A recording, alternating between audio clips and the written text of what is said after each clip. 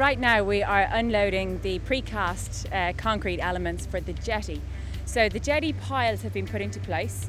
The next job on the jetty is to go back through every single pile to test it, to make sure it's perfectly level.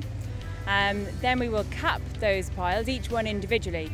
And then what is being unloaded off this ship here is going to actually be laid down on top of those caps to form the actual jetty structure, the bridge that will take us out to the FSU.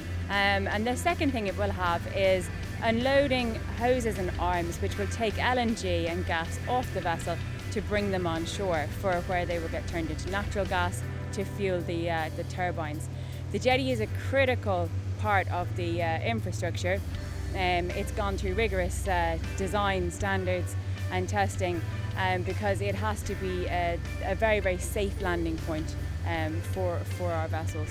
At the moment they're progressing slightly ahead of schedule, which is good because anything offshore you really need to get in early and do it early in case there's any problems encountered with the seabed. So we're progressing to schedule. The top sides should be getting put on in the next few months, but actually the jetty will still be getting modified right up until the end because all of the cryogenic pipework has to get fitted and the actual roadways. It's going to be a sophisticated piece of plant at the end.